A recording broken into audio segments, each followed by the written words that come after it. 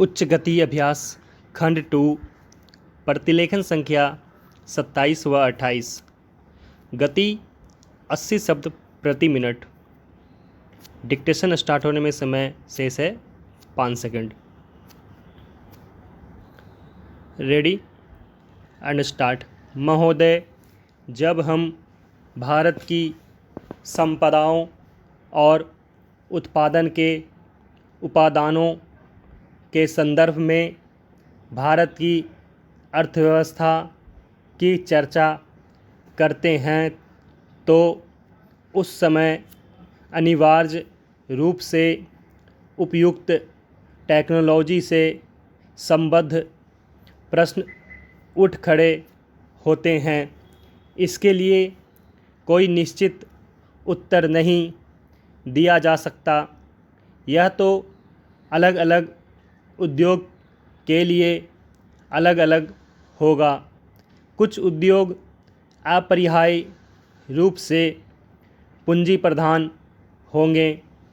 इसका हमारे सुधारों और विदेशी निवेश से कोई संबंध नहीं है।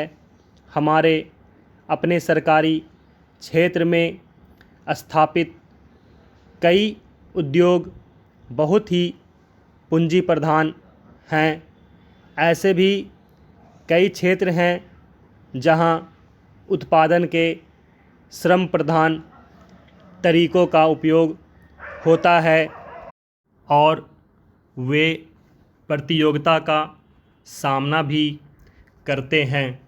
सारी दुनिया में हम आज यह देख रहे हैं कि एक जगह वेतन अधिक होने के कारण तथा दूसरी जगह सस्ते विकल्प होने के कारण उद्योग अपने स्थान बदलते रहते हैं। यह बात एक दूसरे से कतई भिन्न क्षेत्रों पर भी लागू होती है। जैसे वस्त्र उद्योग, चमड़े का सामान, इलेक्ट्रॉनिक्स और कई अन्य उद्योग अन्य स्थानों से आकर भारत में जो निवेश किए जा रहे हैं वे ठीक इन्हीं कारणों से किए जाते हैं और ये उद्योग बड़ी मात्रा में रोजगार प्रदान करेंगे। यह आर्थिक निर्णय लेने की स्वाभाविक प्रक्रिया का अंग होता है। ऐसा सोचना अनुभवहीनता ही कहा जाएगा कि भारत में पूंजी प्रधान उद्योगों की स्थापना लोग जानबूझकर करेंगे, बिना इस बात पर विचार किए कि दोनों देशों में अपेक्षित मूल्य और हमारे सुस्थापित तुलनात्मक लाभ क्या हैं।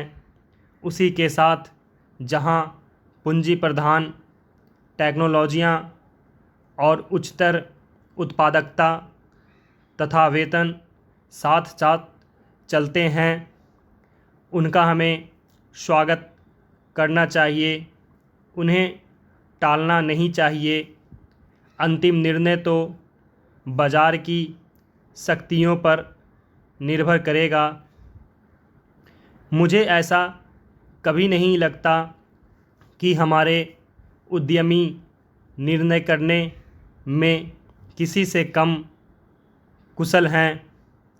तथापि यहाँ पर यह जोर देना अप्रासंगिक नहीं होगा कि टेक्नोलॉजी का चुनाव अत्यंत सावधानीपूर्वक किया जाना चाहिए।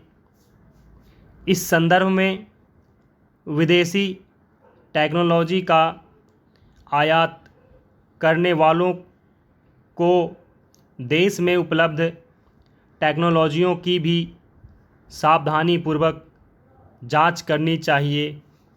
सामान्य रूप से टेक्नोलॉजी का विलयन और अंगीकरण उतना महत्वपूर्ण नहीं होता जितना टेक्नोलॉजी को तैयार करने की क्षमता पैदा करना। हमारे पास क्षमताएं हैं और इस क्षेत्र में हमें अपनी संपदाओं का इष्टतम उपयोग करना चाहिए।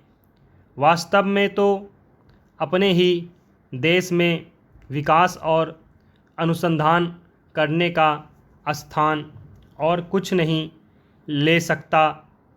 तभी हम प्रतियोगिताओं का लाभ उठा सकते हैं, विशेषकर उस स्थिति में जब अन्यत्र टेक्नोलॉजी में विकास बड़ी तेज़ी से हो रहा है और उनके पुराने पढ़ने की दर भी बहुत ही ज़्यादा है। यह बात पूरी तरह स्वीकार की जाती है कि नियंत्रणों और परमिटों की प्रणाली से ईमानदारी का खात्मा हो जाता है। उदारीकरण प्रक्रिया का तात्पर्य इन नियंत्रणों को समाप्त करना है।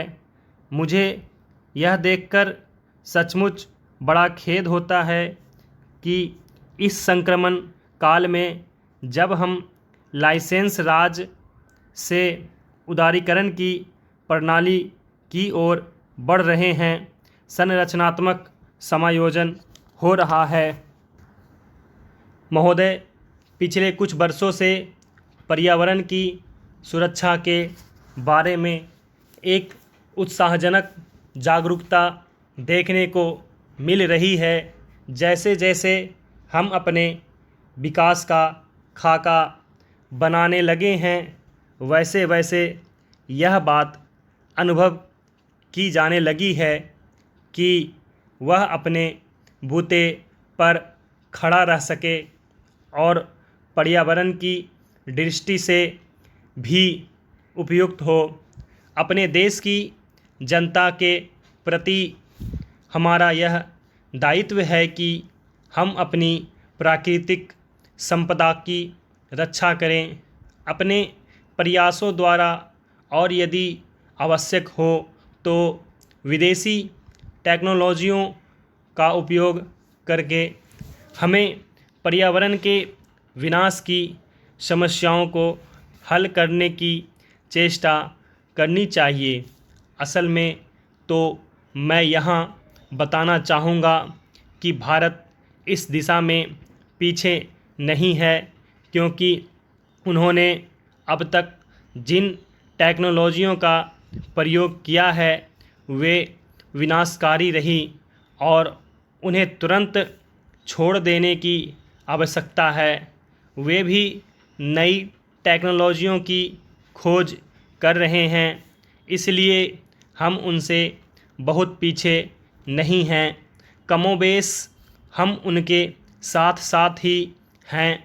इसलिए हम सबके लिए, अन्य देशों के लिए भी और हमारे देश के लिए भी यह संभव होगा कि हम मिलकर समूचे विश्व के लिए, इस पृथ्वी ग्रह के लिए अपना योगदान दें, ताकि मिलजुल कर सहयोग से हम पर्यावरण की रक्षा के उपाय ढूंढ सकें।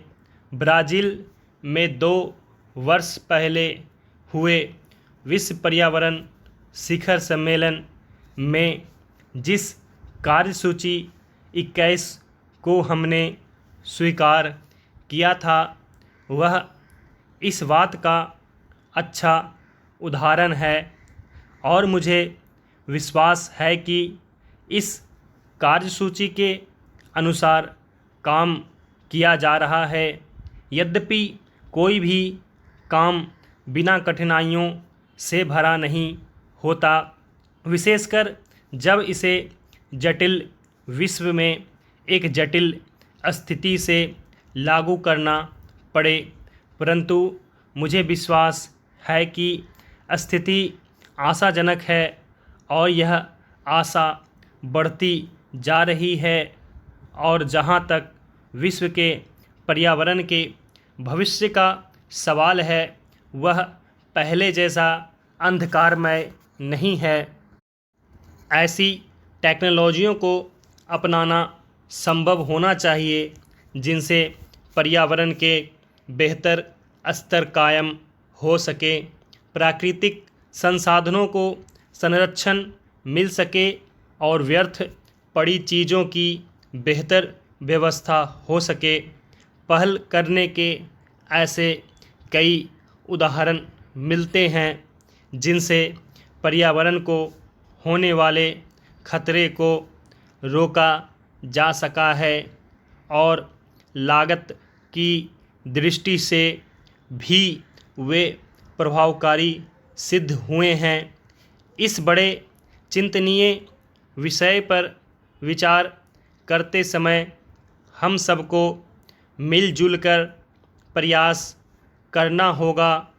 हमारी सांस्कृतिक परंपरा विशेष रूप से प्रकृति और पर्यावरण के प्रति मैत्रीपूर्ण रही है, इसलिए हम अपने देसी ढंग से भी इस दिशा में बहुत कुछ कर सकते हैं।